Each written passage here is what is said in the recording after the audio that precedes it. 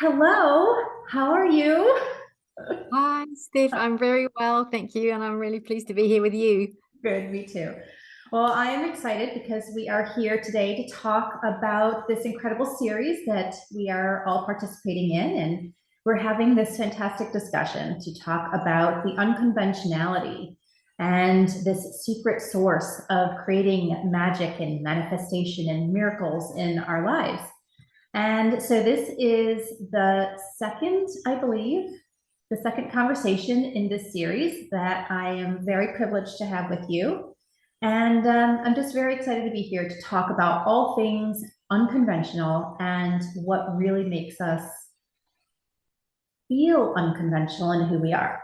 So, welcome to everyone who is going to be watching the replay.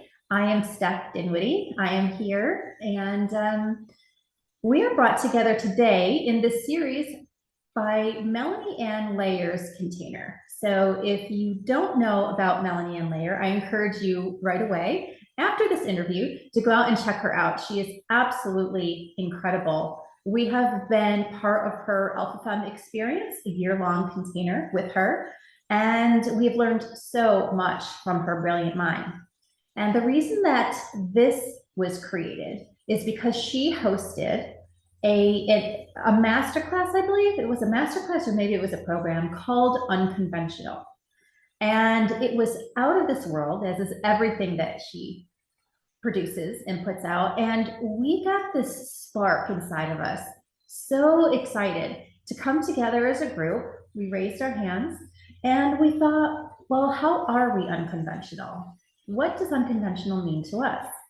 So a number of us got together into this group so that we could talk about the unconventionality in our own lives and share this really, truly in service to, I think, ourselves and to the greater collective, the misfits, the ones out there who are unconventional, who are doing things just a little bit differently, and they're paving the way and they're leading the way.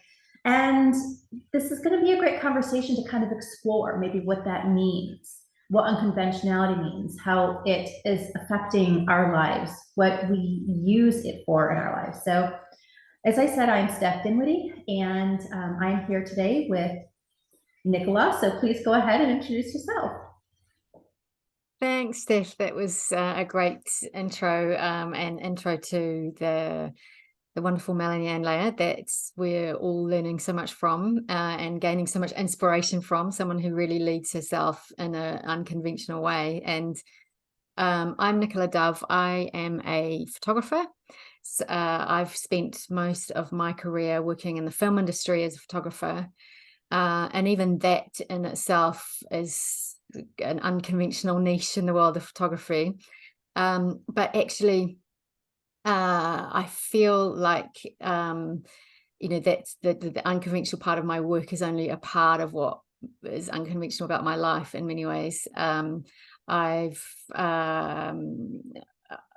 thing I love about unconventionality is, for me, what it means to me as well is how I react to things. When I thought about that question, what does unconventionality mean to you? It tends to be how you react to things and how you react to challenges that come up in your life, or how you you tap into that sort of creativity and intuition and the instinct of what feels good for you. And it's different for everyone, and when you can follow that I think that leads.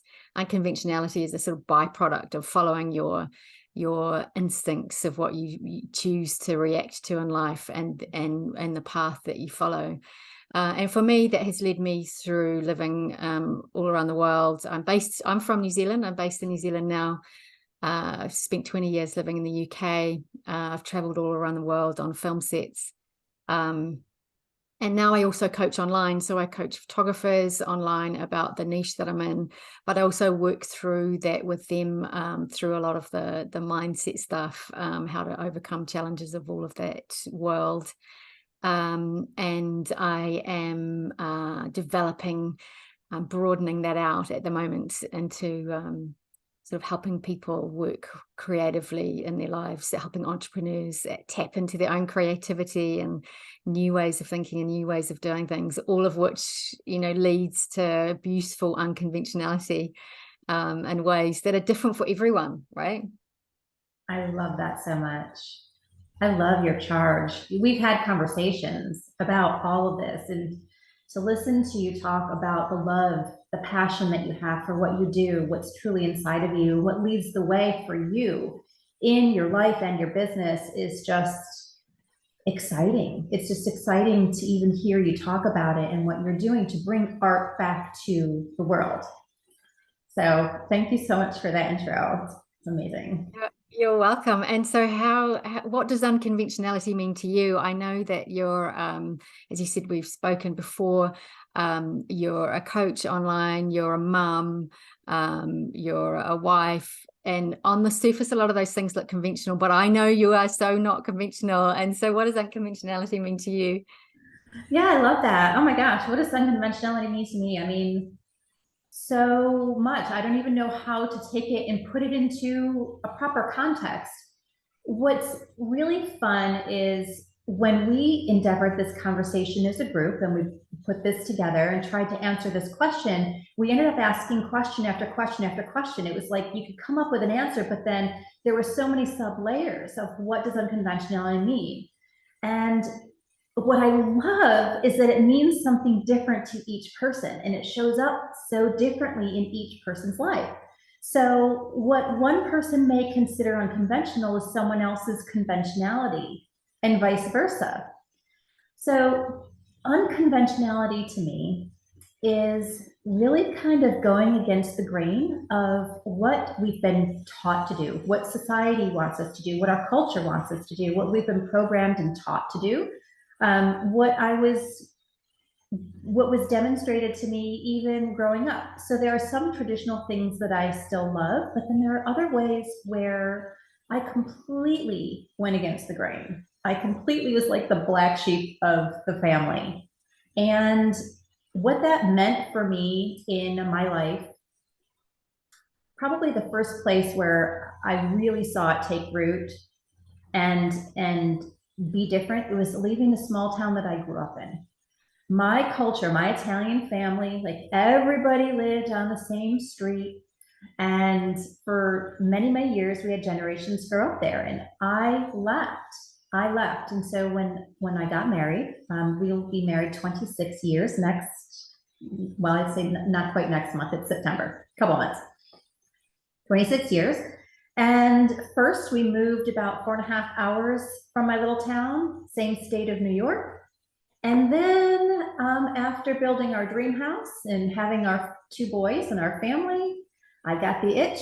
And about 10 years later, I said, let's get out of here. And so we left New York for North Carolina.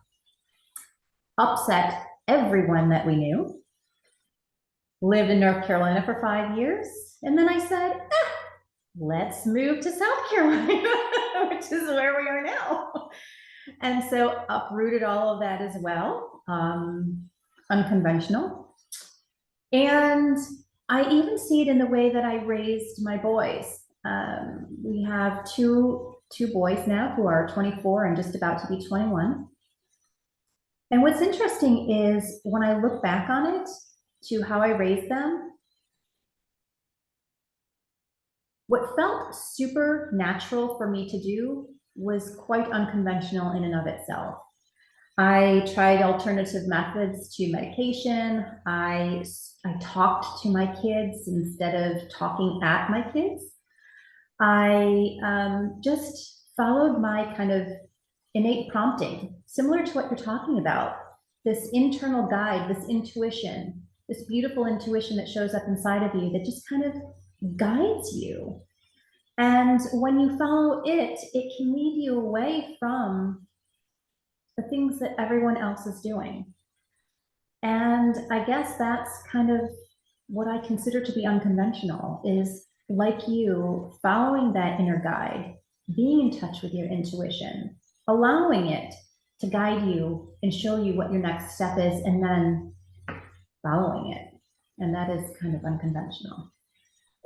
Yeah, absolutely. Absolutely. And it leads into, a life of, perhaps you could say, adventure things that might come up that you wouldn't have experienced and wouldn't have happened had you stayed in your small hometown. I was very much the same. I left my hometown in my mid-20s, similar, really similar actually. And you know, my sort of impetus, I mean, your impetus sounds like it was just an instinct already, but I actually was too scared to follow my instinct to begin with. And I didn't actually step into real unconventionality in many ways until I had a sort of health issue, which I suddenly lost the hearing in my ear in my mid-20s, and went sort of deaf in the space of a day in one ear. And that's okay, I'm still deaf, but that sort of month-long process of having it all checked out, and maybe it's a tumor in your brain, and you know, it could be life-threatening, and having all sorts of scans and things, that month-long moment in your mid-20s really led me to understand that how safe I was playing it, you know, following all the rules and staying in my small hometown. I had studied to be a photographer already, but I was too scared to even do that, you know, because I was too scared to put myself out there, and I was scared of failure, and I was scared of what people would think, and what if it didn't work. And once I had this experience of, well, I could get, if this could happen in the middle of the afternoon, just like that, for no reason, no explanation, I might get hit by a bus tomorrow. Who knows what might happen next week? I have got to get cracking, because I don't know how much time I've got left. It was a real wake-up call. And for me, the way I looked at it and felt about it at the time, and this is what helped me tap into a way of seeing the world that might have been different from anyone else, was that I just felt, for me, it was like a bit of a hit around the head, you know, like a slap around the ear, to say, wake up, you've got things to do in this world, and you're wasting it all away. And so get cracking. And so 6 weeks later, I had left my relationship. I was due to be married to someone that wasn't quite right. I left my hometown, packed my cameras in a little bag, and flew to the big city in New Zealand, Wellington, and a year later was on another plane to London. And through that, ended up falling into the film world, and I met my husband, and it really began a life of adventure. But I think that thing about for me, such a critical moment in my life was losing that fear of doing something unconventional, becoming brave, and realizing there is nothing to lose. Certainly when you're 25 and you've got no dependents, that was like, what's now or never. But even so, it's even when I'm now a mum too, I have 2 kids, and I've never lost that feeling of the joy of adventure and following your dreams, and that understanding that bit of fear is a good thing. That means you're doing something exciting. Fear and excitement are very closely aligned. And where did the bravery for you to come and uproot yourself more than once, from a stable, comfortable situation? How did you face the fear and the bravery? Well, I'll answer that, but first, I just wanted to take a moment to acknowledge everything that you just said. That was a lot. Talk about bravery and courage. Talk about someone who went deep and allowed what was within to lead you into those other places. And I find it so ironic that it took becoming deaf for you to finally hear the call inside of you and answer. You're absolutely right. That's exactly how I felt. It was like, right, and now I had been blocking out. I had been deaf to my own inner voice beforehand. That's the beautiful irony of it. And the way that I think that I see life is that everything is a spiritual path, a spiritual learning and evolution, personal growth. And that's how I saw that was I still consider the fact that I only have hearing in one ear to be the greatest gift. Every day I'm reminded, that am I listening to the right thing, and it's guided me very, very well in a really wonderful, touch wood, I'm only halfway, but a really wonderful life. Yeah. Oh my gosh, what a beautiful example. What a beautiful example in the context you just created for everyone here listening, that you wake up every day and, to listen to what you're being called to.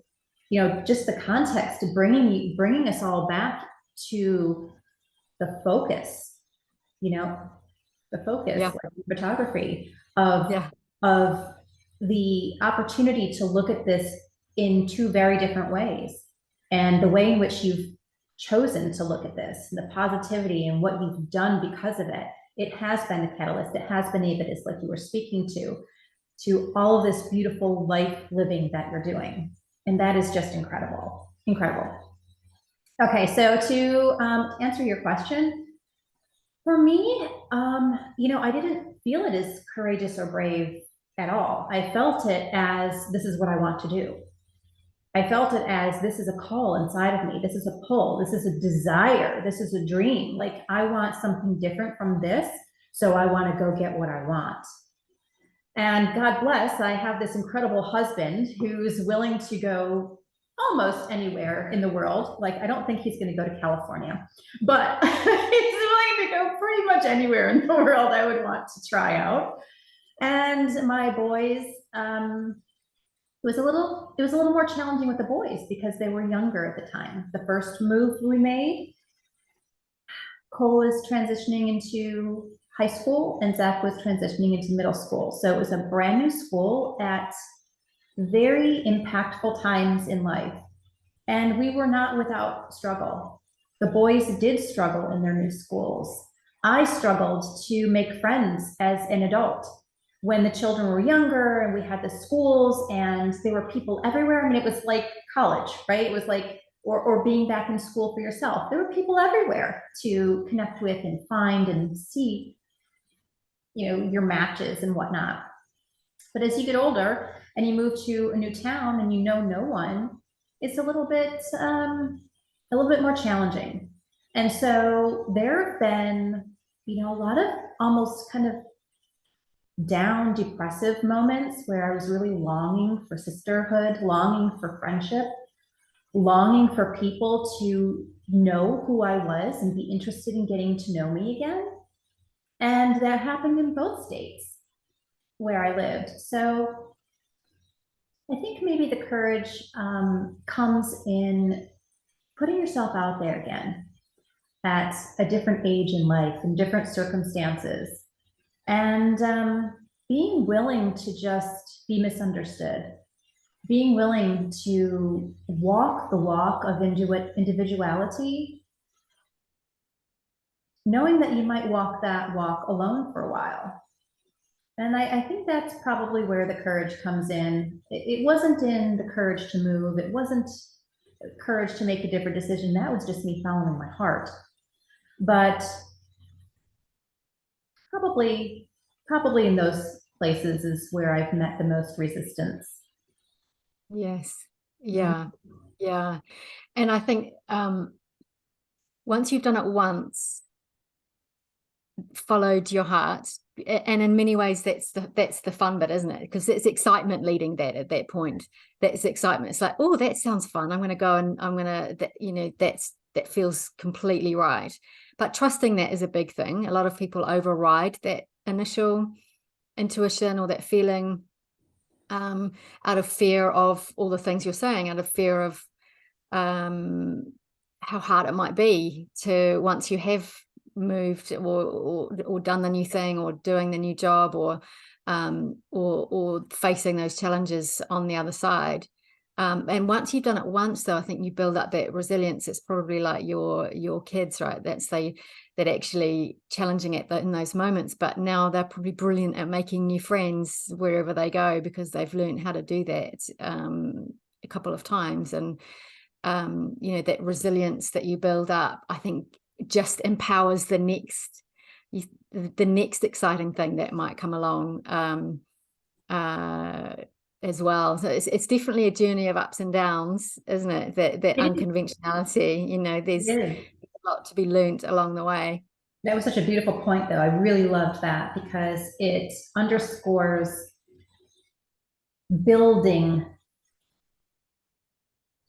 building the foundation that continues to drive your unconventionality.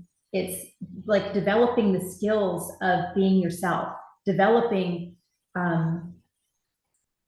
the intuitive awareness and the relationship with yourself enough to know that, oh, my heart is telling me this, or, oh, I really want to do this, or I desire this, or this feels really exciting, or, oh, what could this be?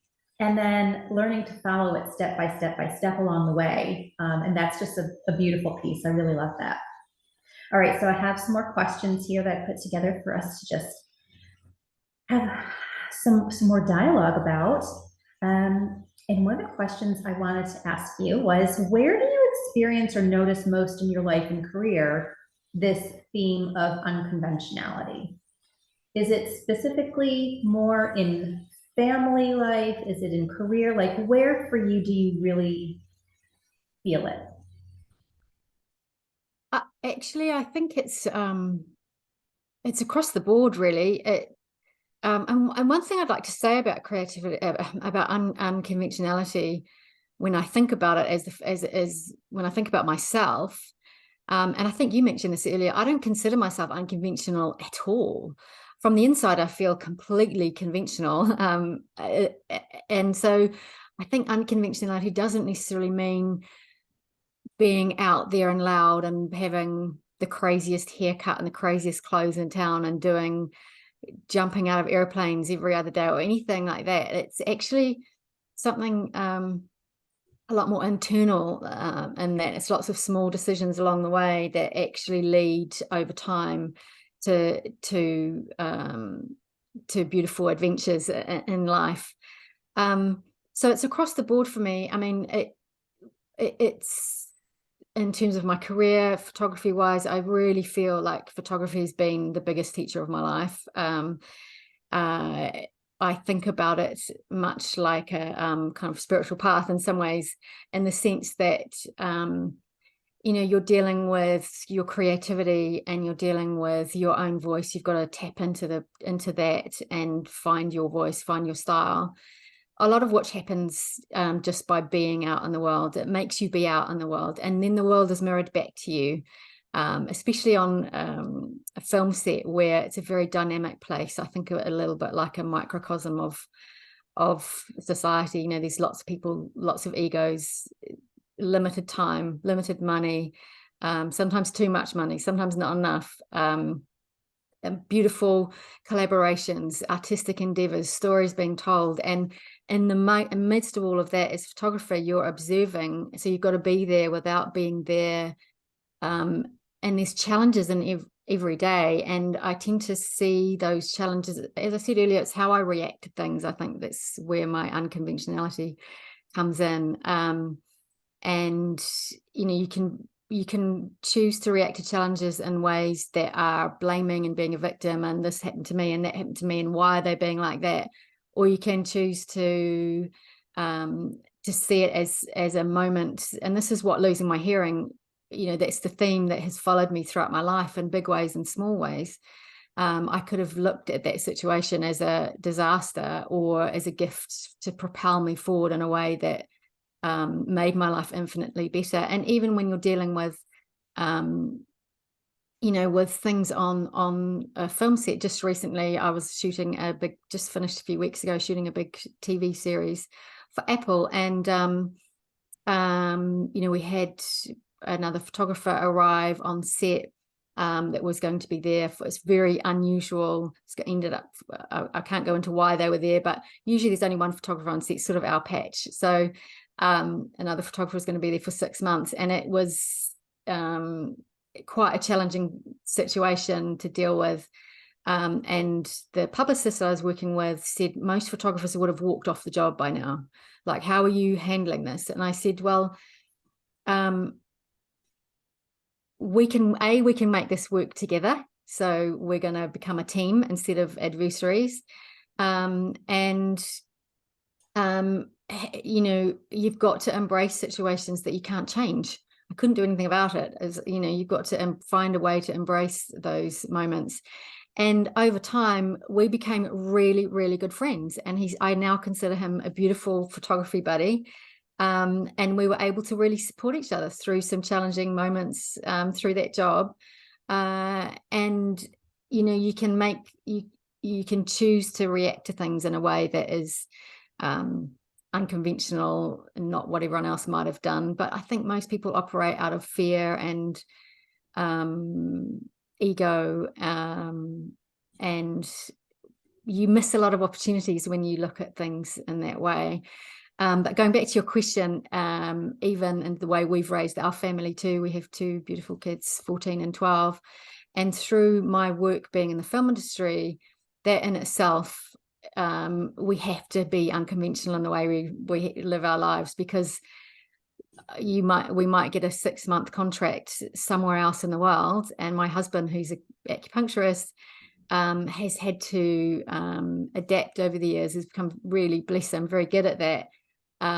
Shutting down his clinic, and then we take the kids with us, and we're homeschooling on the road and traveling with them, and then we come back and we're home for 6 months, and we've been able to travel the world with our kids, not their whole lives. Now we're based and settled, but he's had to adapt, and we've had to raise our kids slightly differently.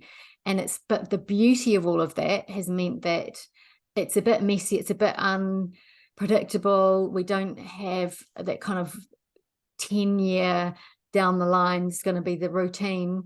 But we've had such a life of adventure because of that. So I think the flip side there's always a flip side, right? If you want to choose safety and security and a secure job for life, that's great. If that's what your heart wants, that's beautiful. But I think for a lot of people who are a bit stuck in that, and actually it's not really serving them, the price that you pay for security is boredom. And the boredom, I can't be bored. I'd rather the insecurity and the unknown, because next month might be a great adventure. I don't even know what's going to happen yet. You know, the unpredictability of that to me equals excitement. And so we've had to navigate our relationship like that too, right? It's not like we get into one kind of mode. I'm the stay-at-home parent and he's out working, or vice versa. And that's our role for down through time. We flipped and juggled it and done a bit of this and a bit of that. And it's meant that we both have a career. We both have an equal connection with our kids in terms of hands-on parenting and educating the kids. And yeah, it's been a wild ride at times, but and what that means, I guess, is we have to communicate really, really well. And that's been one of the things that we've had to learn as we go. Incredible, amazing, unconventional in so many ways. I mean, what a fun, incredible life. What I really like about all this, and the theme I want to bring into awareness, is when we step into the unconventionality, we step into these adventures. We step into what's possible, what's going to be different, what's available. We don't know. We don't know what it's going to be on the other side. But the unconventional piece is one, right, that we're even having, you know, that we even connect to these desires that we kind of feel bubbling up inside of us. And then we act on them. And then we figure it out after we go. And then we experience all of this incredible, amazing, wonderful stuff, but also there's challenge. So it's not like you're stepping into something knowing what's on the other side. You're stepping into something in faith of your heart, in faith of what's leading you, in faith of your intuition, what's coming up inside of you. And it's this beautiful listening of self, and then having these amazing partners who are also willing to follow what it is that our heart is leading to, and hopefully that are, you know, in agreement to the things that we want to do, and creating these lives that are really a bit different than others. Now, mine, you know, I was a stay-at-home mom. So I went to college 6 years. I have 3 college degrees. I absolutely love studying human behavior. It is like my jam. Give me a bunch of serial killers. I want to study their brains. Listen, fun fact, when I was in college, I actually learned from a former agent at Quantico who was a serial killer profile. Oh my gosh, my sacral was so on fire. It was so fun.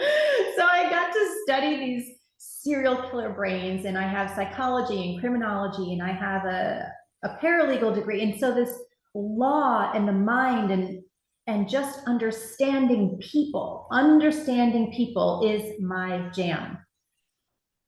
I loved it so much. However, I didn't have a career when I was that young that I loved. I didn't have a career that was pulling me at the time.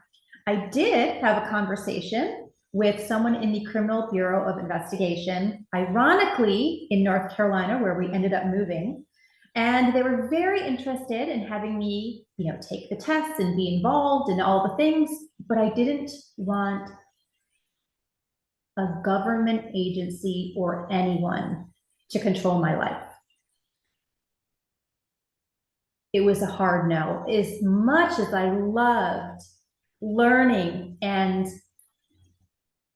thinking about what I could do as an FBI agent or someone who was literally profiling and making a difference in the world in that way, I knew I followed after 6 years of school. I followed my intuition. And when we got preggers and we had our first son, I was at the time 25. And there was nothing that was pulling me away from him. I love that women have careers. I love that women have so many options now. Like, life coaching wasn't an option for me when I was 25 years old. Taking my psychology background and putting it towards helping people in a different way than being a psychologist or being a therapist, or like I was doing as a social worker, like they weren't available then. So I didn't have an opportunity to meld the two passions of my life, my children and my love for understanding and helping people. And there was nothing that was going to pull me away from raising my two boys. It was in me. I wanted nothing more. So I had the opportunity to do that, and I'm so, so grateful for it. Now, in this second part of my life, now that the boys are grown and older, and I'm not needed to the degree that I was needed before, and I have an opportunity to have an entirely new chapter of my life. So this skill set I have and this passion I have for helping people through the coaching and mentoring dynamic is what I'm so super excited about. And I suppose it is an unconventional way to look at it, where you almost have two different lives. You have I had an opportunity to live this life of my dreams, and now I have an opportunity to live this life of my dreams. And who knows what life of my dreams is going to come after that. But I'm willing to follow. I'm willing to let it spur me. I'm willing to let it bubble effervescently inside and feel what it wants to tell me, and then go. That's so beautiful. It's so beautiful because it's kind of the opposite of that life laid out for you, where the predictability of everything is laid out, and you know what you're going to be doing in the next 20 years. But I mean, how unconventional to what it ties back into what you said earlier on, is about how what's unconventional for one person is the opposite for someone else. And for you to choose to put a pause on those opportunities that on paper probably seemed amazing, but in your heart weren't right for you, that's unconventional in and of itself, is to make that choice and to make a very conscious choice about that. And how beautiful that all this time later, all of that is now coming to the fore as well. I'm quite sure that all those years that you spent studying psychology and all the knowledge that you have, plus being a mum for all those years, plus now your coaching experience, it all comes together and ties in a beautiful way anyway. Nothing's ever wasted. And that's what I love about the work that I do. And I'm sure you're the same with working with your clients as well. And what I'm really looking forward to delving into more as my coaching practice changes is helping people,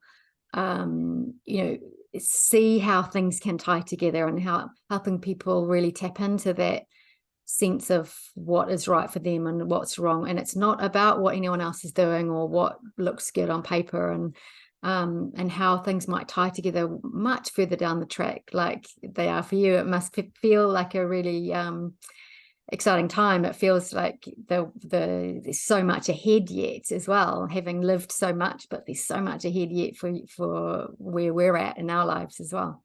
Yes, definitely. I turn the 50 in a few months. And it's an interesting dynamic to hear the number and to not feel the number, and just have a little bit of awareness that, like,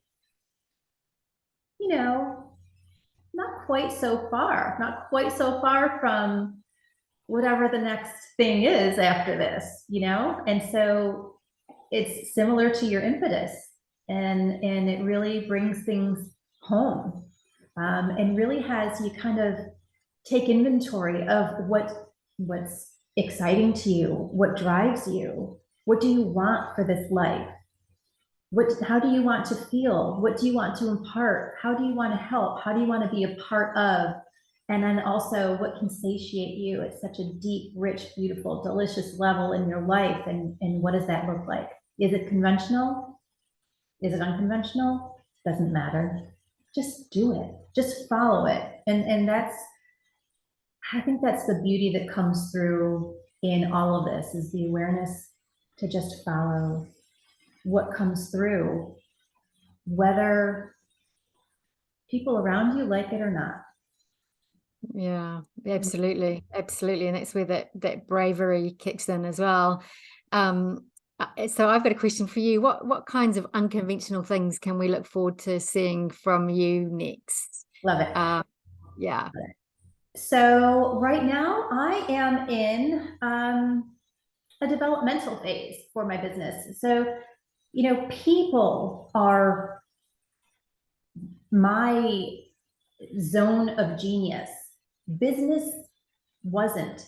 So for me, it's really learning how to run and operate a business doing the things that I love by helping people the way that I do. So I've been stirring. My heart, my soul has been stirring. Things have been coming through to me, very, very exciting. And I have a new development that's going to be coming through, and it's called Sexy Messy Millionaire. And I'm so excited about Sexy Messy Millionaire because what this is embodying at this point is this beautiful permission, this beautiful, gorgeous permission to be fully authentically yourself, be sexy and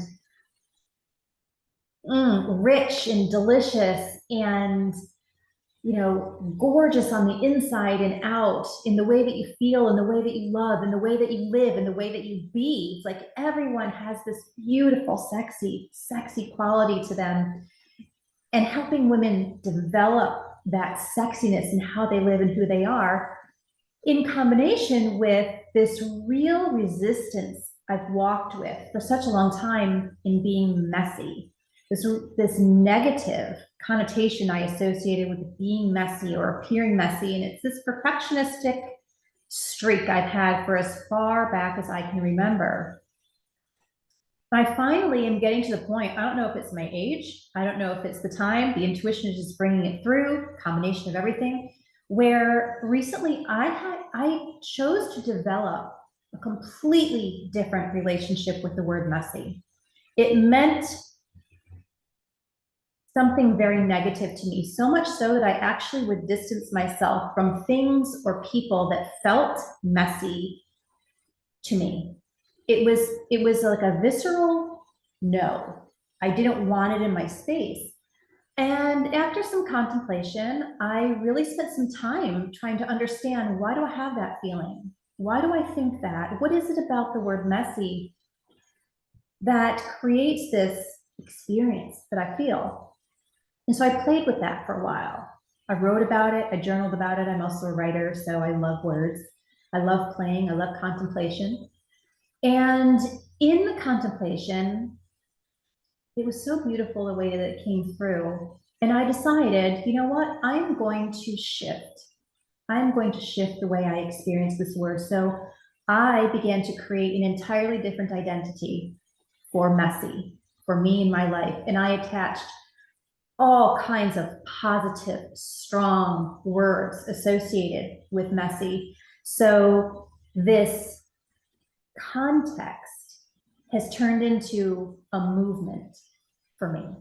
And I want to take that and I want to build upon that. And I want to create something so beautiful for women to tap into so they can be sexy, messy, and millionaire or not. I love the millionaire piece. I am the millionaire piece. I am all of the pieces. But I think what's so special is that I want to shift that as well. You know, we can amass riches and have them available, but what does it mean to create that yourself? And what I desire from it is that the millionaire piece is going to become itself as a byproduct of who I'm becoming and who we're becoming in the sexy, messy. Yeah, And the I millionaire love that. piece will come in and there'll just be play, all kinds of play. So that's what's going to be coming forward from me. That's what I'm in development with, and that's what I'm really excited to I begin. love that. It's there's I really resonate with what you're saying, because I've also felt that perfectionist thing for a very long time, and sort of have to fight that within myself often when you're putting things out there, or putting trying something new, and that whole thing of waiting until something's perfect before you're going to make a move, or and making an announcement, or move to a new job, or start a new business and wait for it to be perfect before you're going to ever do anything. And actually sexy messy along the way is better than not at all, right? I think the fear of messing up stops a lot of people from being unconventional and following their unconventional type instincts and desires. So I love that kind of reaction to not falling into the perfection trap. And I love the way you framed it. It sounds beautiful and fun and lighthearted, and also real, because life gets messy sometimes, especially if you're stepping outside and coloring outside the lines a little bit, right? Then things can get messy, and it's about supporting each other through that. So it sounds really beautiful. Sounds really lovely. Thank you so much. I'm excited about it. And so tell us about what we can expect from you next. Yeah, so I'm funnily enough in a really similar kind of zone as well. I am in the process of creation too, right in the beautiful mess of it all. I have a million notes everywhere, thoughts and ideas and inspiration, and I'm collating a lot of that now and curating that into courses and programs and one-on-one opportunities, because I'm really expanding into the next phase of what I want to do in the world. And how I want to express myself and how I want to support people. And up till now, it's been very part of the niche of the photography world that I've been in. But the thing that really lights me up is working with people in terms of actually following their dreams in life. And when you follow what seems like a breadcrumb of inspiration, it can lead you in paths that are not necessarily what you thought they might be at the beginning. I've worked with photographers that thought they wanted to be stills photographer, done my course, and through the process of that being found their own inspiration, and it's led them to leaving a job and finding a new job that they never thought was possible. It's not even film stills, but it's in the world of photography and creativity.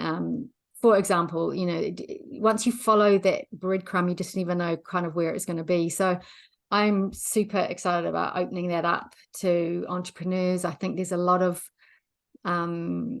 that entrepreneurs can learn from creatives.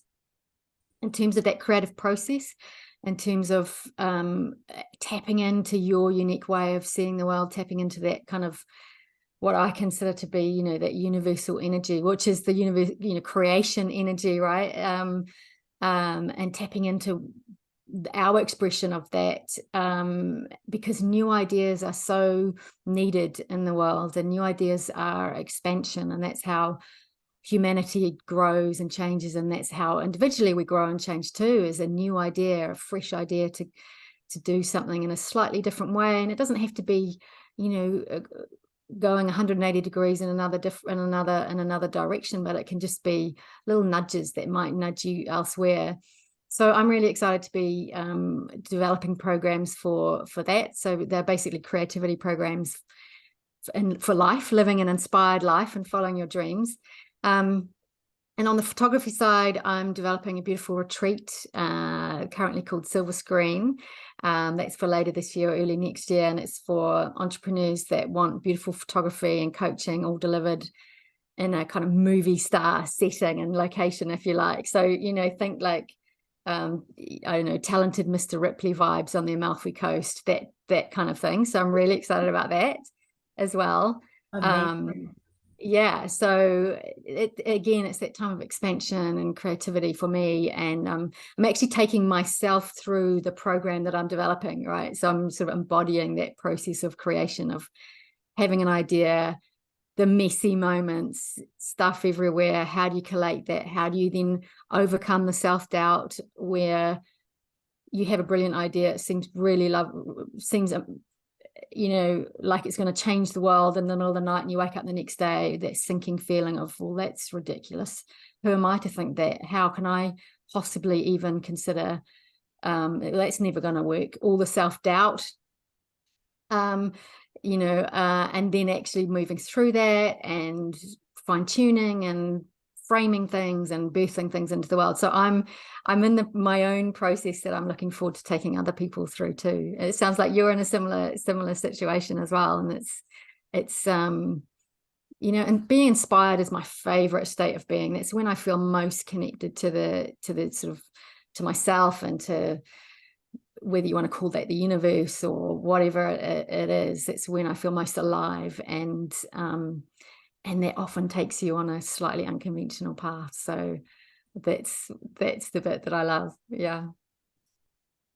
Well, this was absolutely amazing. I love what you're doing. I get lit up by listening to you talk and talk about what you're doing. You are brilliant and beautiful, and you're just a gorgeous light in the world. Like, truly, you're a gorgeous light. I feel it. You radiate. It's just such a pleasure to have this conversation with you and learn about you and hear about you. And you've dropped so many beautiful nuggets for people to really sit with and be inspired by in this conversation. You're a really lovely, remarkable person, and I'm really just happy to be here with you in this space to be able to do this together. So thank you so much for your time. Now, where can people follow you? Can I just say likewise as well? I mean, I love your energy, and I feel like there's a lot of connection between where you're at and where I'm at, and we've come at it from such different paths, but we've sort of ended up in the same place. And that's what I love about connecting with other creatives and entrepreneurs. You know, it's beautiful, that connection that you can have and share and support each other with. So the best thing to do for me is, at the moment, is just follow me on Facebook, Nicola Dove. You'll see a lot of photography based stuff in there at the moment, but I'm, as I say, going to be, for the second half of this year, really pushing out and developing and opening into my new offers and new ways of being in the world. So that's really exciting. And what about you? Where can we follow you and find you and find out more about Sexy Messy Millionaire? Can't wait. I want to be in. We can do it.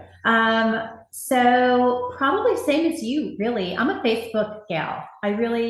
I'm a Facebook gal. I do have an Instagram presence, but I don't do very much on Instagram right now. That probably will change moving forward. But to follow me on Facebook, I'm Steph Dinwiddie. To follow me on IG, I'm Steffi D TV.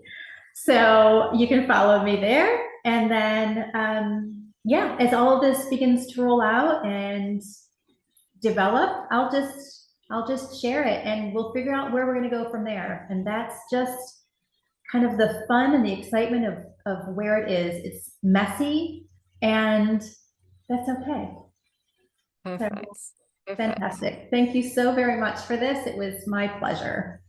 Thanks, Steffi. You look forward to talking more. Okay. See you later. See you.